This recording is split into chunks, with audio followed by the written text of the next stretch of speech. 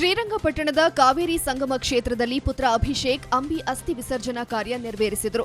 ಅಂಬಿ ಪತ್ನಿ ಸುಮಲತಾ, ನಟ ದರ್ಶನ್, ಮುನಿರತ್ನ ಹಾಗೂ ನಿರ್ಮಾಪಕ ರಾಕ್ಲೈನ್ ವೆಂಕಟೇಶ್ ಸೇರಿದಂತೆ ಹಲವರು ಕಾರ್ಯದಲ್ಲಿ ಭಾಗಿಯಾಗಿದ್ದರು. ಇದೇ ಸಂಗಮದಲ್ಲಿ ಅಂಬರೀಶ್ ರವರ ಹಲವು ಚಿತ್ರಗಳ ಶೂಟಿಂಗ್ ನಡೆದಿದ್ದು, ಅಂಬರೀಶ್ ಚಿತಾಭಸ್ಮ ಇಲ್ಲೇ ಲೀನವಾಗಿದೆ. ದಿವಂಗತ ನಾಯಕರಾದ ಅಂಬರೀಶ್, ಜಾಫರ್ ಶರೀಫ್ ಹಾಗೂ ಅನಂತ್ ಕುಮಾರ್ ನಿಧನಕ್ಕೆ ಇಂದಿನ ಬಿಬಿಎಂಪಿ ಕೌನ್ಸಿಲ್ ಸಭೆಯಲ್ಲಿ ಸಂತಾಪ ಸೂಚಿಸಲಾಯಿತು. ಈ ವೇಳೆ ಮಾತನಾಡಿದ ಬಿಬಿಎಂಪಿ ವಿಪಕ್ಷ ನಾಯಕ ಪದ್ಮನಾಭ ರೆಡ್ಡಿ, ಮೂವರು ಗಣ್ಯರು ರಾಜ್ಯಕ್ಕೆ ತಮ್ಮದೇ ಆದ ಕೊಡುಗೆ ನೀಡಿದ್ದಾರೆ. 3 ಅಮೂಲ್ಯ ರತ್ನಗಳನ್ನ ಕಳೆದುಕೊಂಡಿದ್ದೇವೆ. ಅವರ ಆತ್ಮಕ್ಕೆ ಚಿರಶಾಂತಿ ಸಿಗಲಿ ಎಂದರು. ಬಿಜೆಪಿ ರಾಜ್ಯಾಧ್ಯಕ್ಷ ಬಿಎಸ್ ಯಡಿಯೂರಪ್ಪ ಇಂದು ಜಲಸಂಪನ್ಮೂಲ ಸಚಿವ ಡಿಕೆ ಶಿವಕುಮಾರ್ರನ್ನ ಭೇಟಿಯಾಗಿ ರಹಸ್ಯ ಮಾತುಕತೆ ನಡೆಸಿದ್ರು. ಭೇಟಿ ಬಳಿಕ ಮಾತನಾಡಿದ ಬಿಎಸ್ವೈ, ಸಿಗಂದೂರು ಸೇತುವೆ ನಿರ್ಮಾಣ ಮತ್ತು ಶಿವಮೊಗ್ಗ ನೀರಾವರಿ ಬಗ್ಗೆ ಚರ್ಚೆ ನಡೆಸಿದ್ದೀವಿ ಅಂತ ಹೇಳಿದ್ರು.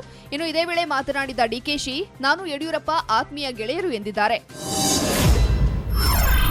ಡಿಕೆಶಿ ಜೊತೆಗೆ ರಹಸ್ಯ ಚರ್ಚೆ ನಡೆಸಿದ ಬಿಎಸ್ವೈ, ಅವರಿಗೆ ಸಿಎಂ ಆಫರ್ ನೀಡಿದ್ದಾರೆಂದು ಹೇಳಲಾಗ್ತಾ ಇದೆ. ರಾಜಕೀಯವಾಗಿ ನಿಮ್ಮಿಂದ ಯಾವುದೇ ಕಸಿವಿಸಿಯಾಗಿಲ್ಲ. ಆದ್ರೆ ನೀವು ಎಚ್ಡಿಕೆ ಬೆನ್ನಿಗೆ ನಿಂತದ್ದು ಸರಿಯಲ್ಲ.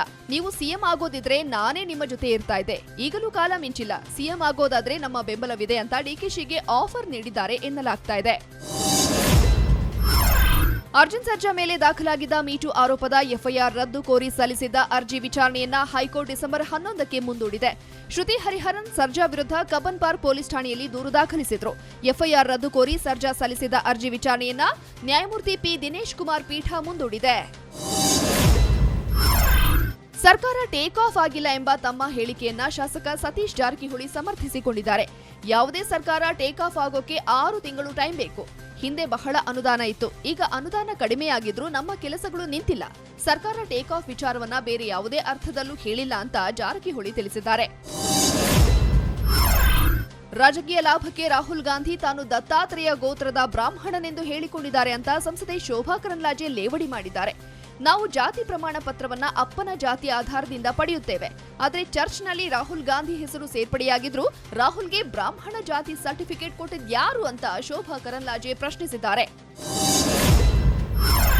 ದೆಹಲಿಯ 1984ರ ಸಿಖ್ ವಿರೋಧಿ ದಂಗೆ ಪ್ರಕರಣ ಸಂಬಂಧ ಶಿಕ್ಷೆ ಪ್ರಮಾಣ ಕಡಿಮೆಗೊಳಿಸುವಂತೆ ಅಪರಾಧಿಗಳು ಸಲ್ಲಿಸಿದ್ದ ಅರ್ಜಿಯನ್ನ Delhi high court ವಜಾಗೊಳಿಸಿದೆ.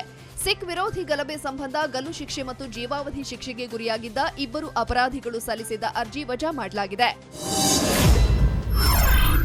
Super star Rajinikanth ನಟನೆಯ 2.0 ಸಿನಿಮಾ ನಾಳೆ ವಿಶ್ವಾದ್ಯಂತ ರಿಲೀಸ್ ಆಗ್ತಾ ಇದೆ. ಆದ್ರೆ ಈ ಬಾರಿ ಅಂಬಿಗಾಗಿ ಯಾವುದೇ ಸೆಲೆಬ್ರೇಷನ್ ಮಾಡೋದು ಬೇಡ ಅಂತ ರಜನಿಕಾಂತ್ ಕರ್ನಾಟಕದ ಅಭಿಮಾನಿಗಳು ನಿರ್ಧರಿಸಿದ್ದಾರೆ. ಅಂಬಿ ರಜನಿ ಆಪ್ತ ಮಿತ್ರರು. ಹೀಗಾಗಿ ಅಂಬಿ ಸಾವಿನ ಸಂದರ್ಭದಲ್ಲಿ ರಜನಿ ಚಿತ್ರದ ಸಂಭ್ರಮಾಚರಣೆ ಸರಿಯಲ್ಲ ಅಂತ ರಜನಿ ಅಭಿಮಾನಿಗಳು ನಿರ್ಧರಿಸಿದ್ದಾರೆ. ಸ್ಯಾಂಡಲ್ವುಡ್ನಿಂದ ಟಾಲಿವುಡ್ ಕಡೆ ಮುಖ ಮಾಡಿದ್ದ ನಟಿ ನಂದಿತಾ ಶ್ವೇತಾ ತಮ್ಮ ಹೊಸ ಲುಕ್ನ ಫೋಟೋಸ್ನಿಂದ ಸದ್ಯ ಜಾಲತಾಣಗಳಲ್ಲಿ ಸಖತ್ ಸದ್ದು ಮಾಡ್ತಾ ಇದ್ದಾರೆ.